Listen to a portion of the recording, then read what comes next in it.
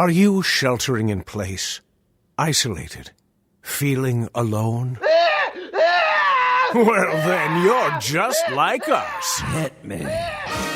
From Studio P in Sausalito, the home of the quarantined hit, it's time for... Succotash Shut-In, the Soundcast stimulus package featuring snippets from comedy... Soundcasts. And now, here's your host for this episode, Tyson Saner. Insaner.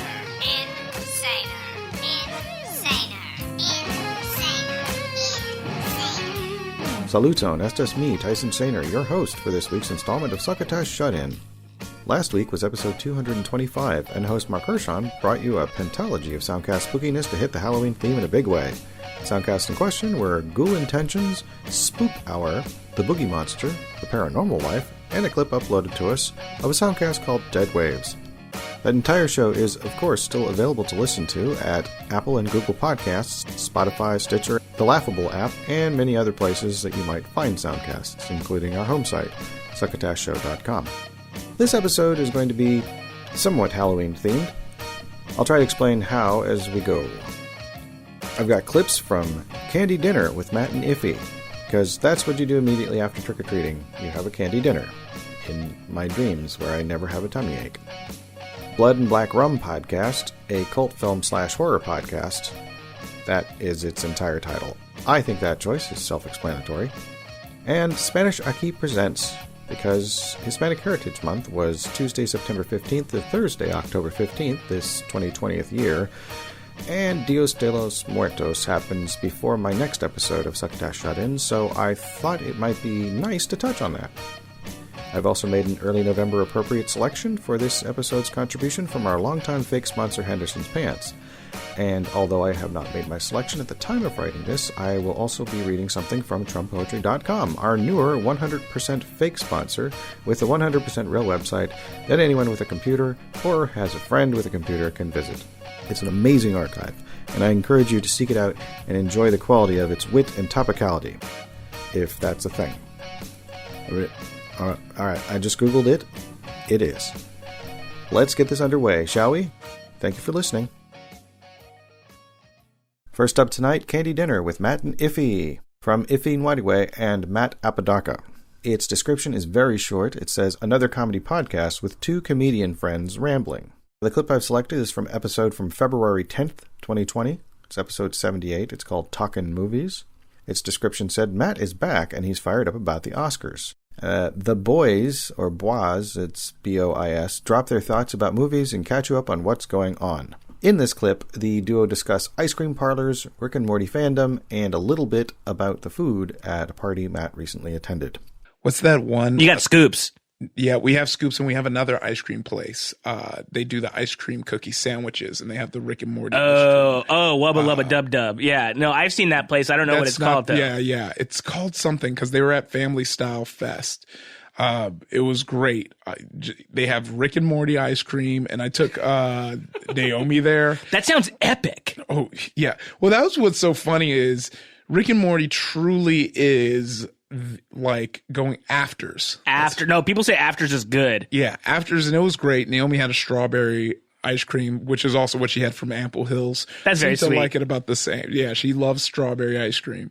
But yeah, afters was at Family Style Fest. But yeah, they have the Rick and Morty thing, and I feel like Rick and Morty is bubbling to a point where I'm like, this like the people who love it should hate it, but they not even like the show itself, but all the stuff that is coming out of it, but they just eat it right up, which is proof again that the Rick and Morty fans are Jerry's when they think they're Ricks. Do you think their Super Bowl commercial spiked Pringles sales? Oh, definitely. You think so? When you got a group of people who's willing to shut down a McDonald's for a Mulan themed sauce that was referenced as a throwaway joke. Do we think that with the live action remake, they're going to bring that sauce back? People asked. People have already asked. Really? The floor has been bumbling. Yeah. That would be... bumbling and rumbling. That'd be huge. That would. It would, because I'd love it to just be specifically Mulan branding to see these dorks fighting with children. It'd be great. But yes, I'm quite sad about the loss of my favorite ice cream. I still have about a pint and 3/4 in my fridge. Oh, so still got some time. Still got some stock. Oh, and I'm looking forward to finishing it, and then hopefully I know. But here's the thing: I think they're opening one in Long Beach. They have one at Disney World in Orlando. Okay, that's too far. Yeah, I'm not going to go to that one, but Long Beach is not far enough. That it would stop me from getting ice cream, but I'm not going to go all the way down there just for it. The Long Beach locale. Wow. Rough. They're going to get a lot of Google still talks as if it's still open. Oh dear. And you're going to have a lot of people driving up mad. Going. Yeah. Tim Allen's going to drive up. Oh no. That I didn't like that impression at all because it sounded like, that dog in Wacky Racers yeah, that's what it sounded like. That's a better impression. How have you been? What you been up to? I feel like we haven't seen each other in a while. That's true, because last time I haven't been on 2. We took a week off. There was a week in between where we didn't have one. Then you did one by yourself, and then you had Zig and Brody. Yeah. Everything's been good. I've just been I guess the word for it is busy. It didn't even come to my where'd you do Super Bowl Sunday? So we didn't had come to my joint. We had that I threw with Jaquise. I know. I saw, and trust me, I got this after we had already locked in our plans, because otherwise it would have been like, okay, but what about this one? But we went to a very fun party. It was a friend of Isabel's, who she's known since she was 3. So we went to her family's house, and they had a TV outside. Okay. And they had pizza. What kind of pizza? I don't know. I had pepperoni, but so it wasn't a 56-inch big Papa pizza. No. That's what we had. But then they also had Spitz. Oh, that's pretty good. But it isn't Harold's Chicken from Chicago, right? No. Because that's what we had. No. They had chili. Okay. Homemade? Homemade chili. Ooh, what's their ethnicity? I don't know. I think white. All right, then if they're white, they're like, then it's probably pretty good. It's a pass. Oh, it's a pass. It's a hard pass. Okay, but wait a second. What region are they from? LA? Yes. The hard pass. Now, if you were saying they were from Texas, but I don't know. You can't quote me on it. I don't know. Okay. I don't know. Was it spicy? No. Hard pass. It lets me know. They had the Louisiana hot sauce to add to it. Okay. That's good sauce. Yeah, that's something that has entered their zeitgeist. Because you can't make over the shoulders. You can't make a big pot of something spicy if it's to share. No, yes, you can. No, because if people don't want spicy, they can't have it. Too bad. That's. What do you mean? You could find Matt, Apodaca, and Ify Nwadiwe on Twitter, as well as Candy Dinner Pod, which is their show's Twitter handle. And you can hear them apparently mostly on Anchor.fm is where they seem to want to draw you towards, because there's a link for you to be able to support the podcast by going to Anchor.fm, and then, the link's going to be on the blog, I imagine. Next up tonight, Blood and Black Rum Podcast, a cult film horror podcast from Ace Podcast Network. Its description says, The Blood and Black Rum Podcast is a bi-weekly podcast from Ryan at cultsploitation.com and his friend Chris Martin. We're talking everything from niche horror genre fare to classic films to video games and comic books. We're an eclectic duo, and that's probably due to the drinking we do while recording. We take breaks along the way to talk about the best beer and liquor we've had that week. The clip I've selected is from the episode from March 13th, 2020. It's from episode 163. It's a St. Paddy's Day special, and it features the film Leprechaun in the Hood. And the description of the episode says, it's another St. Patrick's Day, and that means another Blood and Black Rum podcast episode on the Leprechaun series. This time we're up to Leprechaun 5, Leprechaun in the Hood. Ryan was sort of dreading this episode, having seen the film before, and we actually struggle with what to talk about this truly bad movie. However, we do manage to conjure up an hour of discussion about the song Lep in the Hood, the blaxploitation references, Ice-T doing what Ice-T does best, and more. We're also drinking Goose Island's Lost Palate IPA on this show. Lep in the Hood comes to do no good.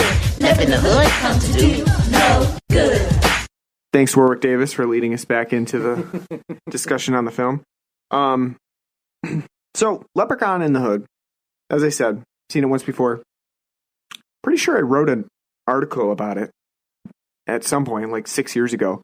And as I was telling you, I was like getting you prepared for this movie. I was like, are you sure you don't want to go see Birds of Prey? I said that. And at that point, you probably suspected something about the film. And then I also... honestly, at this point, there's nothing that's going to like drag me to see a DC movie. And then I don't care if in Wonder Woman 84, Gal Gadot strutting around and just her ass, bare ass naked the entire time. I'd be like, You're still not interested. The other thing that I said... what else did I say? I said, I saw it like 6 years ago, and it's still too recent for me to watch it again. So your son loved it. Yeah, I guess so. Yeah, he was really digging it. He was digging it. He was all about those war games. Yeah, 3-month-olds really love Leprechaun in the Hood for some reason. I will say the box art very memorable because I remember that and like the ice cream man always sticking out to me as a kid walking around like the weird thing about it is that it's like completely not memorable. I understand what you're saying in that like as a kid you found it memorable, like you look at it now and you're like, oh, nostalgia. I remember that from being a kid. But no, I mean like if you're looking at it now with no memory of it at all, you'd be like, this is really fucking bland and nothing. Because that's what I was going to say. The poster artwork is like every single film that came out. Well, not only that, I'm pretty sure the picture of Warwick Davis is from Leprechaun 1. I'm sure that's not updated. And isn't the opening sequence in this film from Leprechaun 1? I think it's from like Leprechaun 2. Or Leprechaun 2. One of them. I think they reused it because I was like, this does not look like, the production values on Leprechaun in the Hood in that opening sequence. I'm like, I feel like I've seen this before somewhere. And it's probably it looks like Leprechaun 2 because in Leprechaun 1 I think they start off in that fucking wishing well. Yeah. And then I think in Leprechaun 2 it looks like the cave system that they go into in Leprechaun 2. I think you're right. I think it might be Leprechaun 2. Yeah. Which is how you know you're in for rip roaring good time if the laziness that you're presented with right away. 3 films, like, all right, what assets do we have we can reuse? Right?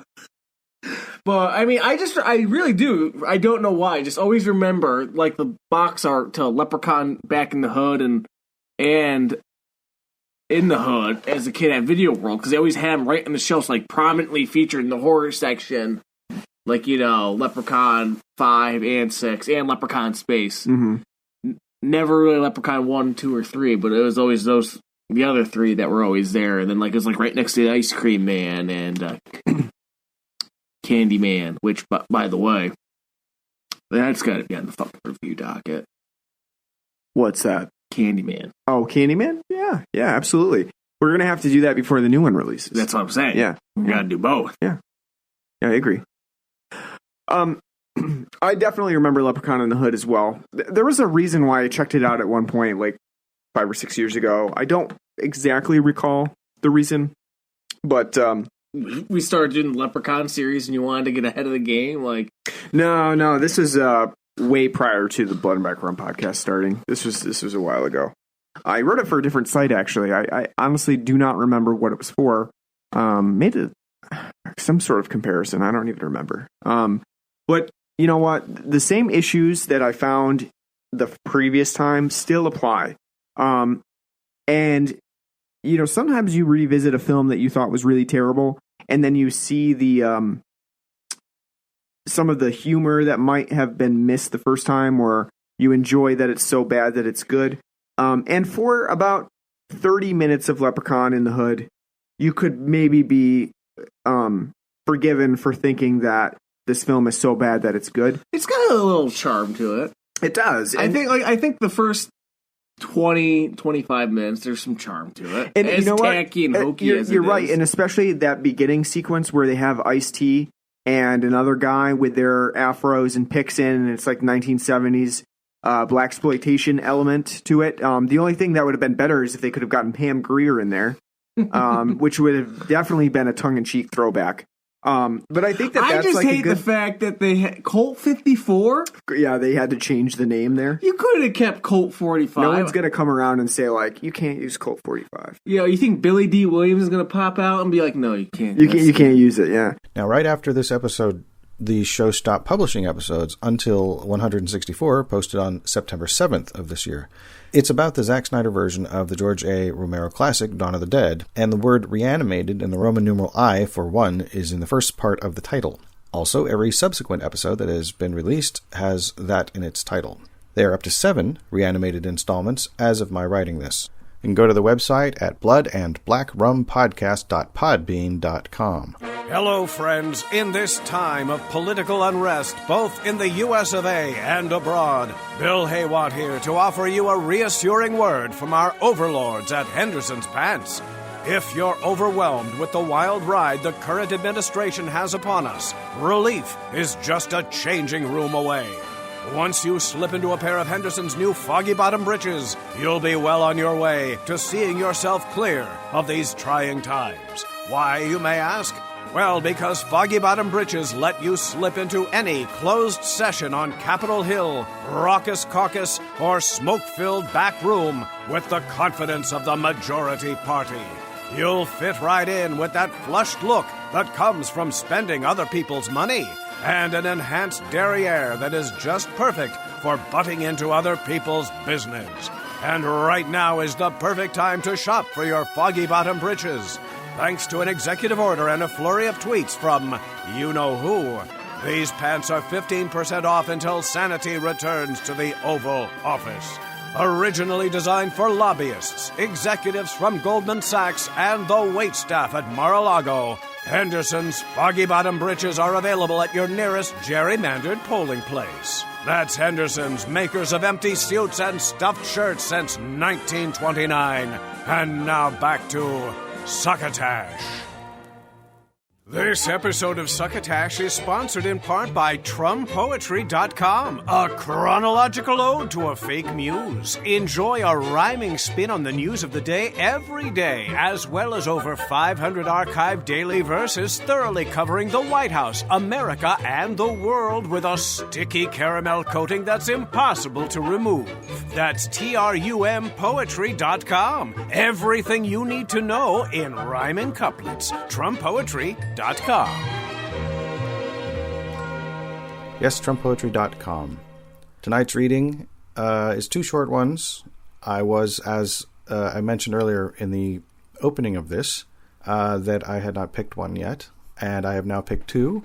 I picked one actually yesterday, and then earlier today, and they are from the days that they happen on. So number 088 is from October 24th, 2020. There are some who may look askance at a recently filmed circumstance. A hotel, a bed, an old man misled, and Rudy with hand in his pants. And then from the very next day, October 25th, 2020, which is also the date I'm recording this, number 87. Despite all the problems about, beyond a scintilla of doubt, after 4 years of grief, we'll taste some relief the moment that we vote him out. Right? Right. And our final offering tonight is Spanish Aqui Presents from Earwolf. The first thing in the description is the phrase in parentheses, to be read in the voice of Pitbull. Now, I will admit, I didn't, when I got ready to do the show, I didn't really have a good sense of what Pitbull sounded like. I'm sure I'd heard his music before, but I guess not closely, or maybe just not in headphones ever. So I took a moment, or two, actually, it took about 20 minutes and listened to about 4 Pitbull songs. And now I can hear the voice of Pitbull in my head reading this description. But I'm not going to do the impression, because no, I don't have the impression, I should say. But for those of you who know what Pitbull sounds like, imagine that he is saying this. Riza, Oscar, and Tony and Carlos bring you the best of lo mejor of Latinx comedy. Join them as they ask, ¿Qué te pica? Which is what's itching you, it says in parentheses. Chat with their special guest and wrap up the show with an improv set that's muy fuego. Dale! So this is from the episode from September 21st, 2020. It's called Hustle Recognizes Hustle, with Gloria Calderon-Kellett and Tanya Saracho. In the description it says, Gloria Calderon-Kellett from One Day at a Time and Tanya Saracho from Vida, or I guess it would be Bida, join the SAP crew to offer advice on whether or not you should incorporate COVID into the scripts you write, how to tell loved ones that you need space to write without being rude, and why you shouldn't, quote, shoot your shot, unquote, until you know how to dribble and shoot, and much more. And in this clip, the group discusses whether or not incorporating COVID-19 into future media projects is appropriate, and how tragedy inspires and has inspired pop culture. So we got one from Latina-ish TV, and they want to know if we should incorporate the new COVID world into our scripts. Ooh, that's a good question. That's a good question. I think it depends. I think there will be people that will want this acknowledged. And I think there will be people who will want to move past this. I'm thinking about like World War I, World War II, and the programming that people gravitated towards after those. Mm-hmm. And they tended to want feel good stuff because they were sick of the trauma. Mm-hmm. Right. So I have to say that nothing I am currently making acknowledges COVID. Mm-hmm. Tight. And I think it's up to you. I sat on a couple of panels with showrunners, and I just sat in a panel with Bruce Miller. I mean, that is basically like, right. His show is basically Handmaid's Tale. Yeah, Handmaid's Tale. It's like that, and then there's other stuff that's like, I because of this first thing I want to try is this love story. That's why I'm going to London, this London love story, because of the need to like a pure, not rom-com, a love story. Yes. I swallowed up Normal People and Emma and Notting Hill. Like I was just like, I need, so it's the movie. As a consumer, I need to consume love in that way. So that's why, but I do think for that one, I'm going to incorporate it. I think, in the story, just to see, because it by the time we get to shoot it might be a different moment. I right now I'm planning to. But I think it's up to people, because I think it's up to people. I think we're going to be forgiven for it, because historically we've never been, except for poets and rappers, writing about the moment. It's hardly ever when you're processing the moment, you're going through it. In retrospect is where the when you come out of it, like you're like, oh, that's what happened to us, Yeah. Mm-hmm. But I think about 9/11, and like we didn't start seeing content like maybe like 2-3 years after the fact. I don't think people necessarily wanted to live in that world. And it's also like you don't want to. Yeah, you don't want to. I think it's depending on the project. Like for One Day at a Time, we hope to get a 5th season. And if we do, we will absolutely deal with it, because Penelope is a nurse practitioner. Like Dr. Berkowitz is a doctor. There's a lot that we would process and we would talk about. I don't know that the whole season would be about that, but we would certainly discuss it, because that's what that family is going through. And that's what that show is, Yeah. Mm-hmm. Yeah. I agree. Cause I think of like Grey's Anatomy and like shows like that as well, where they're like those type of shows. I'm like, yeah, of course they're going to do like some COVID and like whatever they get, you know what I mean? Yeah. Because it's like, it's so, for them, that's easy. Like, you know what I mean? Like that's, it's gotta be thrown in, but I totally agree. Like there's going to be so many different, we're going to get a Lifetime movie, hopefully in COVID quarantine times. And it's like, God, please. Oh my God, I want it. Oh, I love Lifetime movies. I'm like, I love them. There's a lot of, I don't know if you as actors participated in any of these. I know my friend Raul Castillo, Carlos Miranda, they were in pilots that were like they shot themselves. Zoom? Yeah, it was like Zoom pilot? No, well, I think something fancier, but they sent them the equipment, like quarantine theme, like thing, and that, like my friend Raul just finished something with like pretty big actors that he got all the equipment. It was part of the and so we're gonna see some of that. I know Genji Cohen is producing something, and then there's Love in the Time of Color. I mean, we're also going to see that, because we are artists and we also have to like express what's happening, get it, but I do think that the most meaningful stuff is going to happen, like you said, Carlitos, like in a few years, we're going to look back and be like, oh, fuck. Yeah. This is how we survived that. And this is the effect it had on us, Yeah. The way when the 9/11, when everybody started being sick and be like, oh, we did that to these people and then we haven't fixed it. All that like socially, like what it. And you see it in movies too, how like just like not even dealing with 9/11, you see how the themes in movies evolved and in television as well. So I feel like that's what's going to happen for sure. Oh yeah. What I would look forward to is like a Lord of the Rings type thing, because that was born out of World War II. Like a fantasy, like Godzilla was based on nuclear war, like that kind of so, because that like same thing like McCarthyism, the Crucible, like all that kind of stuff that like becomes, it's not as literal, it's like a metaphor. Yeah, the monsters, right? Like who are the monsters? Oh, interesting. Oh, I love that. And I'm like, I'm not even really that into sci-fi, but like knowing that, I didn't know that about Lord of the Rings or Godzilla. I don't know. Yeah. I'm like, oh, that's really cool. He was in the war. Yeah. That's what, like, it was like it's C.S. Lewis? Oh, no. No, it's J.R.R. Tolkien? J.R.R. Tolkien. Yeah. So you can follow everybody here on Instagram, which seems to be their preferred social media to put out there. You can find the main show at Spanish Aqui Presents, and that's the one I'll give, and everybody else you can find probably on the blog.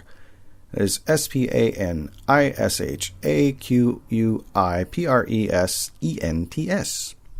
And you can find the show on Apple and Google Podcasts, and of course at Earwolf, as well as other places that soundcasts are acquired and consumed.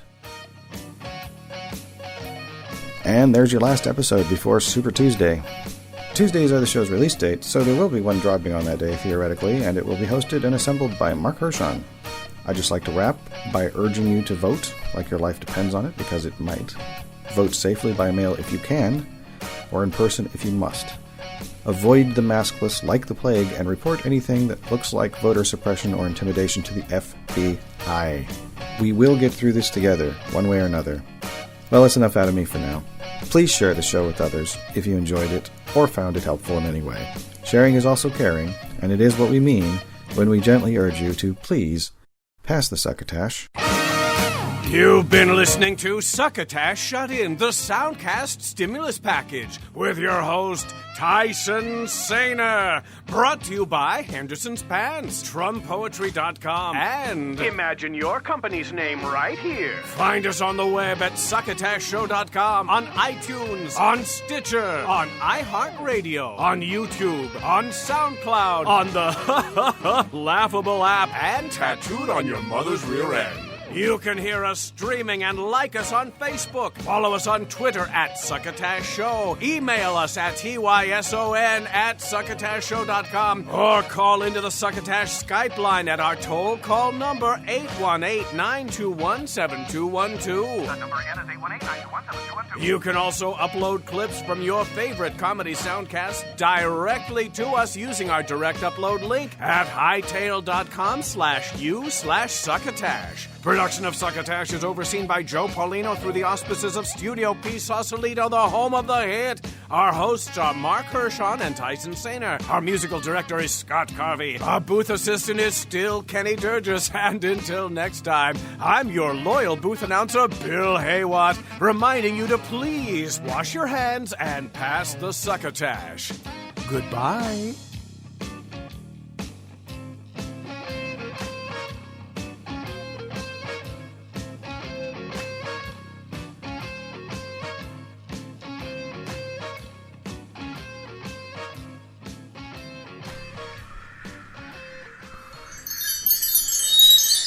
This has been a Succotash Patch production.